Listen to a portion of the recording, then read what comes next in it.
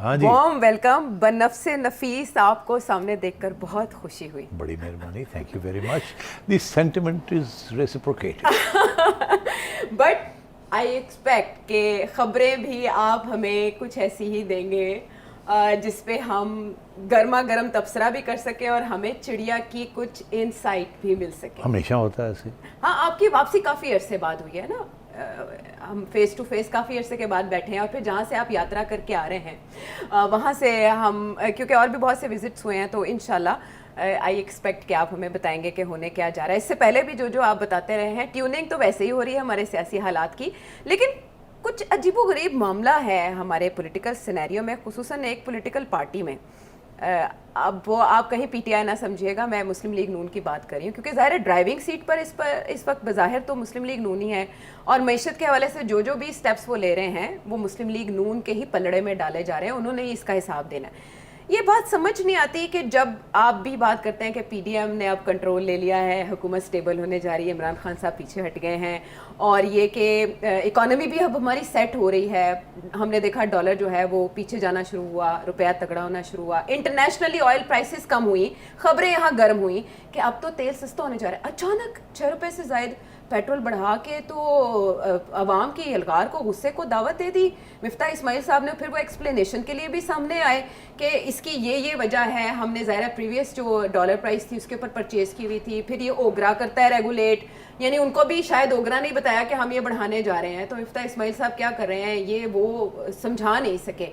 यहाँ पर सवाल ये पैदा होता है, चले इजाफा हो गया, उसमें वो जो एक्सप्लेनेशन दे रहे हैं उसको भी मान लेते हैं कैसे हुआ होगा। आसिफ अली जरदारी साहब और एमक्यूएम इन्होंने अपने तहफ़्फ़ुज़ात का इज़हार किया और आसिफ अली जरदारी साहब कह रहे हैं कंसल्टेशन के बगैर, मुशावरत के बगैर इत्तेहादी हुकूमत को ऐसे फैसले नहीं करने चाहिए। उनको इन्वॉल्व करना ही मुनासिब नहीं समझा। इतनी गैर जिम्मेदारी सेठी साहब?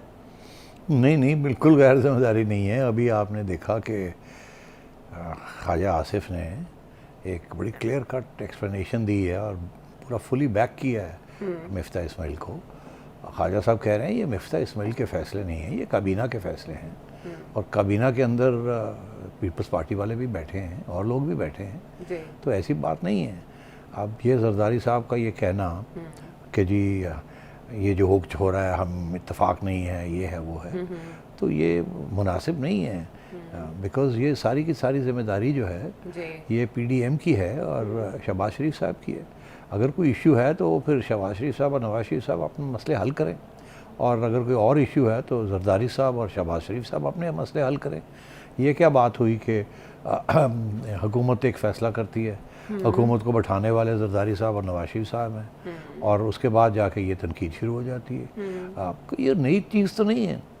देखिए, मैं आपको पहले भी कह चुका हूँ कि जरदारी साहब बड़े स्ट्रॉन्ग इन्फ्लुएंस थे कि ये गवर्नमेंट को रहना चाहिए। नवाज शरीफ साहब बड़ा स्ट्रॉन्ग इन्फ्लुएंस था कि नहीं रहना चाहिए शुरू में, इसी वजह से कि नवाज शरीफ साहब कहते थे कि ये कीमतें वीमतें बढ़ाना और उसके बाद इलेक्शन में जाना ये मुनासिब नहीं है, ये बड़ा नुकसान हो जाएगा, तो ये केयर टेकर्स को कर लेने दें। मगर फिर ये ऐसे नहीं हुआ, आखिर में गवर्नमेंट रह गई और फिर ये कहा गया कि अब और कुछ चारा नहीं है क्योंकि इमरान खान ने हमें धमकी दी थी तो रहना पड़ा। तो अगर रहना पड़ा तो फिर ये IMF का प्रोग्राम तो करना है ना, यही तो इस्टेब्लिशमेंट के साथ अंडरस्टैंडिंग हुई है कि अगर आप रहना चाहते हैं तो रहें और IMF का प्रोग्राम करें इन द नेशनल इंटरेस्ट। और मिफ्ता इस्माइल तो काफ़ी अरसे से ये कहते जा रहे हैं कि मुझे एहसास है इस बात का कि पार्टी का नुकसान हो रहा है, आवाम पार्टी के ख़िलाफ़ हो रही है, मगर नेशनल इंटरेस्ट में हमने कुछ वो भी काम करने हैं और कुछ कुर्बानियाँ देनी है और सारी काबीना उनको सपोर्ट कर रही है। तो मैं ये समझता हूँ कि ये जो अब इश्यूज़ आपने जो खड़े किए हैं कि जी कीमतें बढ़नी चाहिए नहीं बढ़नी चाहिए, ये इमरान खान के ज़माने में भी ये IMF के साथ जो अंडरस्टैंडिंग हुई थी दो चीज़ों पे हुई थी। पेट्रोल प्राइसेस एक झटके में कितनी बढ़ानी है और उसके बाद पेट्रोलियम लेवी जो है वो किस स्टेज पे बढ़ानी है और कितनी बढ़ानी है। इमरान खान साहब की जो काबीना थी उन्होंने एग्री किया था कि 30 रुपये पेट्रोलियम लेवी होनी चाहिए और ग्रेजुअली बढ़ाएंगे, 4-4 रुपये करके बढ़ा देंगे। इन्होंने जो अग्रीमेंट की है IMF के साथ वो है 50 रुपये बढ़ानी है पेट्रोलियम लेवी, इसलिए फिर ये अब झटकों में कर रहे हैं, 10-10 रुपये करके कर रहे हैं। एक ज़माने में ये भी था कि 20 रुपये करेंगे, फिर पीछे हटे और ये वो। तो ये तो जो IMF के साथ डील हुई है, जिसके डिटेल्स जो हैं वो अब जब ये पैसे रिलीज़ होंगे तो सारी डिटेल्स आ जाएंगे। तो ये तो बिल्कुल उसी रास्ते पे चल रहे हैं जो रास्ता इन्होंने इख्तियार किया था पहले दिन से। अब आपने जो बात कही कि जी वो वादा ये था कि कुछ गिरेंगी कीमतें वगैरह, तो जो इस वक्त जो अंडरस्टैंडिंग है वो यही थी। ओगरा का काम क्या है? ओगरा का काम यही है कि उनका ये काम है कि डेटा इकट्ठा करके कि किस कीमत पे तेल आया, किस कीमत पे लोड हुआ वगैरह वगैरह, और उसके कितने खर्चे हुए, और उस वक्त जब पेमेंट वक्त आया ख़रीदने का तो क्या रुपए का रेट था, और जब पैसे देने गए तो क्या रुपए का रेट था, एंड सो ऑन। तो ये अप एंड डाउन तो रहेगा, मगर जो IMF के साथ जो अंडरस्टैंडिंग है वो आप ही की है। तो अब ये जो है ना कि जी इंटरनेशनल प्राइसेस गिर रही हैं और उसकी वजह से ज़्यादा यहाँ फैसिलिटी होनी चाहिए, वो एक बेस लेवल पे पहले लाना है, उसके बाद फिर आगे देखना है कि कम होना है या बढ़ना है। अभी भी पाकिस्तान के अंदर जो तेल की कीमत है वो इंडिया से भी कम है, और बहुत से ममालिक जो हैं उन सब से बहुत कम है।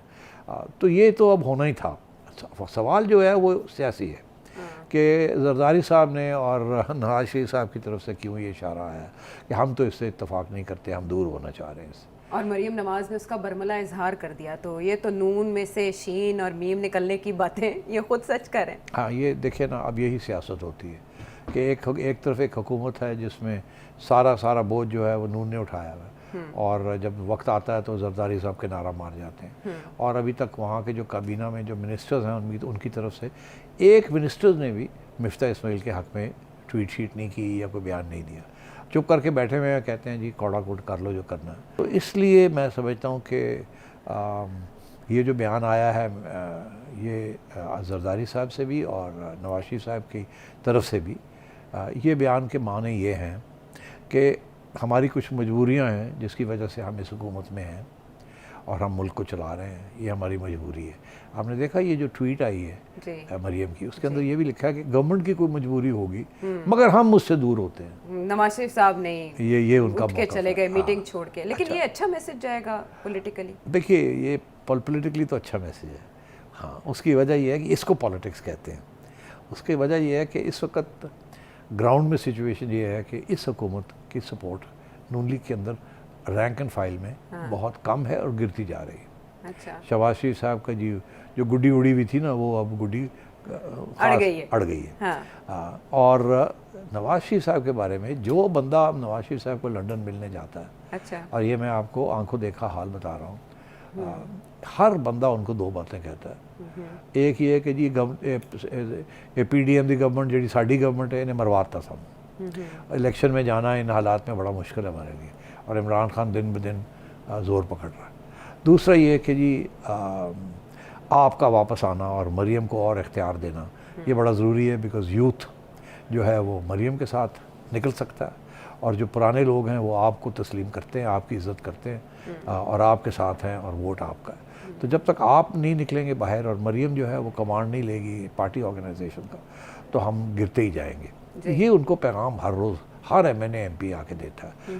अच्छा, और ये इसके बाद जाहिर है आप खुद ही सोचें, तो फिर ये भी लोग कहते होंगे कि सर तुसी तो कोई बयान दो ना, देखो ना वो लोग तो ये समझ रहे हैं कि आप सपोर्ट कर रहे हैं सारा कुछ। अच्छा। आप हमें तो पता कि आप नहीं सपोर्ट कर रहे हैं, आप तो चाहते थे कि ये गवर्नमेंट से फारग हो जाएं, हम ये जिम्मेदारी ना लें, ये बोझ ना डालें अवाम के ऊपर, और आप तो अवामी आदमी हैं, आप कैसे एक्सेप्ट कर सकते हैं। तो मेरा ख्याल है ये प्रेशर काफ़ी बिल्डअप हो गया है, जिसकी वजह से अब उन्होंने डायरेक्ट बात तो नहीं कही, मगर मरियम के ज़रिए उन्होंने ये बात कहलवाई है कि मैं खुश नहीं हूँ, मगर कुछ मजबूरियाँ हैं हुकूमत की, मगर मैं खुश नहीं हूँ। वो इसलिए क्योंकि उन्हें पता है वोट बैंक उनका है, लोग इस हुकूमत को तो नहीं माफ़ करेंगे मगर मियाँ साहब के बारे में उनके फिर भी ख्यालात अच्छे रहेंगे, क्योंकि वो समझते हैं कि उनको दर्द है इस बात की कि अवाम के ऊपर इतना बोझ पड़ रहा है। तो मेरा ख्याल है this is a political issue, मगर इसमें हकीकत भी ये है कि पॉलिटिशियंस कभी नहीं चाहेंगे कि अवाम के ऊपर कोई बोझ पड़े। इसीलिए जरदारी साहब ने पहले तो मरियम की तरफ से ये बात आई ना, फिर जरदारी साहब को किसी ने कहा होगा सर जी तुसी भी करो, नहीं तो वो कहेंगे जी कि वो मियाँ साहब नंबर लगवा रहे हैं अवाम के नाल। तो फिर जरदारी साहब ने भी कहा भी एक चाल हमारी भी आई कि मैं भी खुश नहीं हूँ, मिफ्ता हमें कंसल्ट नहीं करता, ये नहीं करता, वो नहीं करता। दरअसल मिफ्ता जरदारी साहब को कंसल्ट नहीं करता, मगर कैबिनेट के अंदर तो जरदारी साहब के लोग बैठे हैं ना, वहाँ तो ये जो कहना चाहें ये कह सकते हैं ना। ठीक है। मगर ख्वाजा आसिफ ने ये वाजे कर दिया कि सारी काबीना और प्राइम मिनिस्टर का ये 100% बैकिंग है टू मिफ्ता इस्माइल, और सारी कैबिनेट के अंदर ये फैसले होते हैं। नहीं So तो I think नवाज इस शरीफ किस्म की साहब बात भाई है। हैं शहबाज शरीफ साहब के, हमारे वज़ीर आज़म के, वो शहबाज शरीफ साहब अपनी तरफ से एफर्ट ही कर रहे हैं, जिसको आपने भी कहा कि ये ठीक है, कैलकुलेशन वाइज बेसिक लेवल पे उन्होंने लाना है, उसको सेट करना है प्राइस को। तो वो शेख उनका कॉन्फिडेंस नहीं होगा कि भाई साहब और उनकी साहिबजादी इस लेवल पे ये बात कर रहे हैं, या ये गुड कॉप बैड कॉप बाहमी अंडरस्टैंडिंग से खेल? नहीं देखिए, अच्छा गुड कॉप बैड कॉप मेरा ख्याल है ये जो आपने एग्जांपल दिया है डजंट रियली वर्क। पॉलिटिक्स में मजबूरियां हैं इनकी। इन्होंने जब ये फ़ैसला किया था ना कि हमने रहना है और कुछ करना है, तो उस वक़्त वो एक फ़ैसला था। मैं पहले दिन से कह रहा हूँ वो गलत फ़ैसला। नवाज शरीफ साहब भी यही कहते रहे, मगर अब फ़ैसला हो गया, और उस आखिरी फ़ैसले के अंदर फिर नवाज शरीफ साहब ने भी मजबूरी में आके हामी भरी, जबकि इमरान खान ने ये धमकी दी कि मैं आ रहा हूँ और मैं आके निकालता हूँ आपको। उसके बाद ये जाना तो मुनासिब नहीं था ना, तो लोगों ने कहना था इमरान ने निकाल दिया इनको। अच्छा। तो पर अब वो गले फंदा जो है ना वो गले पड़ा हुआ है, और अब ये IMF का प्रोग्राम पूरा करना पड़ेगा। ये अब इसको अधूरा नहीं छोड़ सकते, और ना ही मिफ्ता इस्माइल को चेंज कर सकते हैं half way down the route. ये नहीं हो सकता कि मिफ्ता इस्माइल की छुट्टी हो जाए और ये जो कुछ प्रोग्राम चल रहा है इसको फिर से रिव्यू में डाला जाए। ये भी एक अंडरस्टैंडिंग हुई होगी IMF के साथ कि ये जो प्रोग्राम है, जिन लोगों ने साइन किया, they have to stay on board, और इसको निचोड़ तक पहुंचाएं इसको। और ये जो सारी बातें हो रही हैं ना कि इसहाक डार साहब वापस आने वाले हैं, आ रहे हैं, और आके फिर वो फ़ौरन ये फाइनेंस मिनिस्टर बन जाएंगे। अब मेरा ख्याल है वो भी इस वक्त प्रीमेच्योर किस्म की थिंकिंग है। पहली बात तो ये है कि वो शायद इतनी जल्दी वापस नहीं आ रहे। अच्छा। पहले यही था ना कि जुलाई में एंड ऑफ जुलाई, तो अब ये एंड ऑफ अगस्त हो गया है, फिर अगली दफ़ा एंड ऑफ सितंबर भी हो सकता है।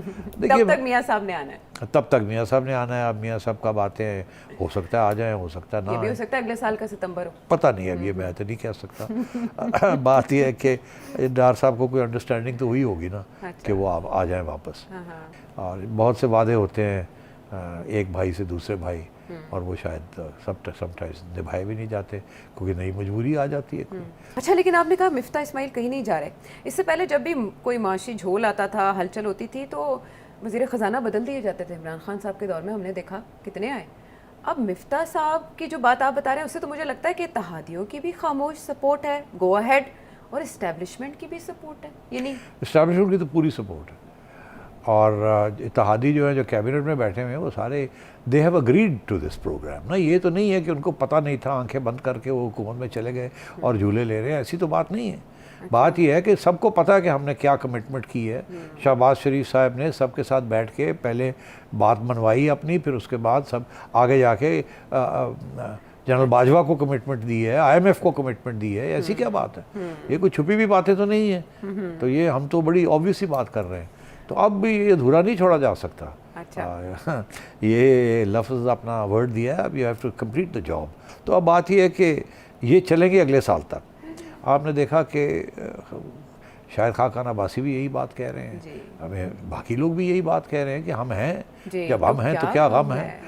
तो हम नवा जरदारी साहब के। हाँ, तो इसलिए अब जरदारी साहब के स्टेटमेंट आने हैं, और मियाँ साहब इसमें कोई शक नहीं है कि खुश नहीं है जिस तरीके से इस गवर्नमेंट की कारकर्दगी है on appointments, transfers and commitments to both establishment and international community.